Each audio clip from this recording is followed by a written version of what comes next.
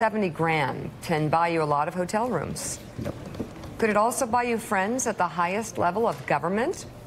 We'll talk to the reporter who revealed a Saudi-funded lobbyist paid for 500 rooms at Donald Trump's hotel after the 2016 election. Joining the conversation now, we have MSNBC contributor Mike Barnicle, Pulitzer Prize-winning associate editor of The Washington Post, and author of Fear, Trump in the White House, Bob Woodward. So we're going to get to Bob in a second. But Mike, you just said something coming in about Wisconsin, what Republicans are doing in Wisconsin. It shows once again how short-sighted a lot of politicians are, or what day traders they are, acting as if this is the last time that their party will, that it's not possible for their party to ever be going into power at some point, and Democrats doing the same thing back to them. It is so short-sighted. The Wisconsin legislature, led by the Republican Speaker of the House, basically stripped democracy from the state of Wisconsin yesterday by passing at least two pieces of legislation, I think, that take a lot of the powers away from the incoming new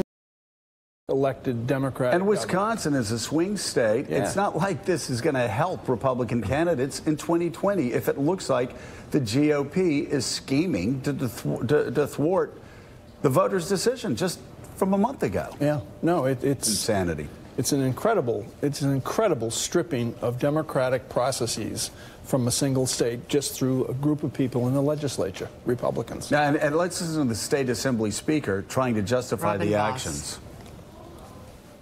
We're going to have every opportunity to find common ground with Governor-elect Evers. That's going to happen. We have to. We have to work together. But I also know that the situation that we are sitting in right now, if we do not pass these proposals, is that we are going to have a very liberal governor who is going to enact policies that are in direct contrast to what many of us believe in. Well, actually, there was an election, and he won, you lost. Just not how this works. Yeah.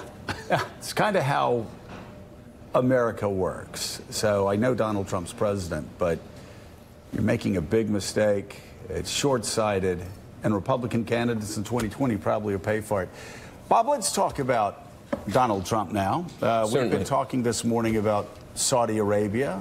We could also be talking about Russia, the gambles that Donald Trump has made, and large part, we believe at least, because of his financial interests in those countries before he was president of the United States, while he's president of the United States, according to some great Washington Post reporting, and he hopes after he's president of the United States. It's quite possible. The interesting part, I think, is the policy is, you use the right word, gamble, high risk. The Donald risk factor, which permeates his life, and in Saudi Arabia, everyone, Secretary of State, Secretary of Defense, intelligence community, national security advisor, in the first couple of months of his presidency said, don't form this relationship now.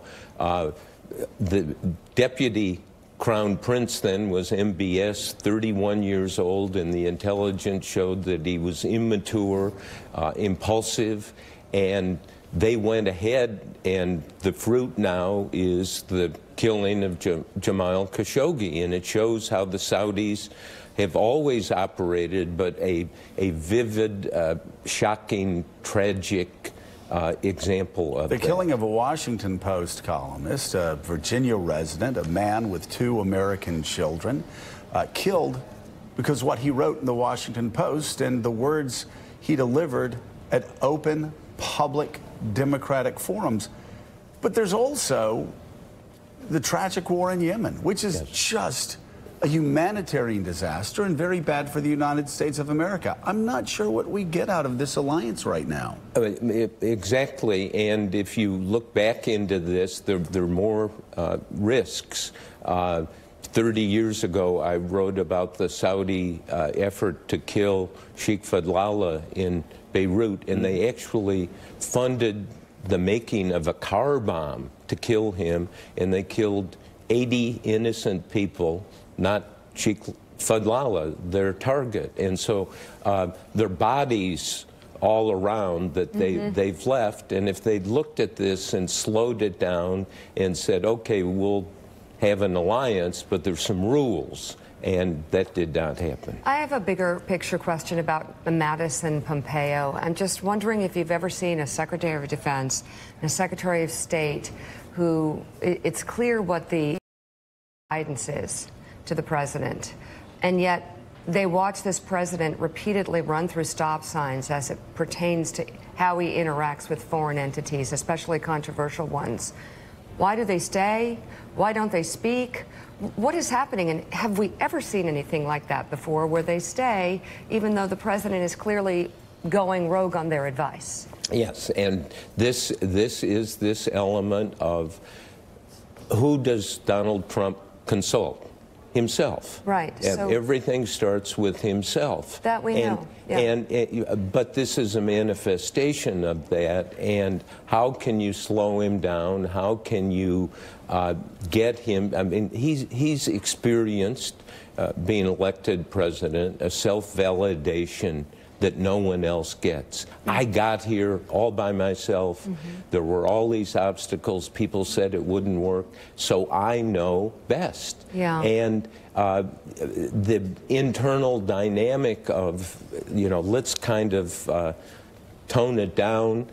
When the impulse strikes him, he will not tone it down. So how does that explain Mattis and Pompeo continuing to be there? Whether you're not talking about speaking Saudi out? Arabia I or get Trump. Yes, border. well, this is called survival, and it is an accommodation to this. And privately, as I've reported, Mattis says some things about the president. I mean, he has to say we have all these alliances around the world to prevent World War III. That's job one for a president. And this is a year into the presidency. Earlier this year, this occurred. Pompeo realizes what's going on and is somebody who says, okay, there's a thin blue line of keeping some order in all of this, but we are experiencing. I haven't seen anything like it. I don't know. I mean, there are things when the presidencies go off the rails. We know that, but we have to look at this. Is this presidency going off the rails right now? Where are we? You obviously drove a lot of the news in '73 and '74. Where are we right now with this presidency? We've got to watch it. The Mueller investigation is significant, dramatic. Whether they're going to, I know from the Nixon case, you need the kind of irrefutable evidence that's on tapes or witnesses or documents that have full credibility. The difference here is the tapes are all big public. difference. The tapes, now, does Michael Cohen have tapes? But I'm saying, though, the tapes are public. He admitted obstruction of justice to Lester Holt. He admitted obstruction of justice to the Russian foreign minister. He has, what Richard Nixon admitted are schemed behind closed doors. Donald Trump has already confessed from the mountaintops. Yes, but again, he has his argument, well, as president, I can do these things. And you have to have a kind of corrupt intent. Not to get too legalistic about it, you need evidence that there's destruction of documents, suborning of perjury, or ordering the payment of money for something illegal. Or the tampering of witnesses. Yeah, that's right. But goes on. in a way that is clearly with the corrupt intent. And in this case, I mean, maybe people are going to buy it and say it's all, and we know. We'll see, as Trump says.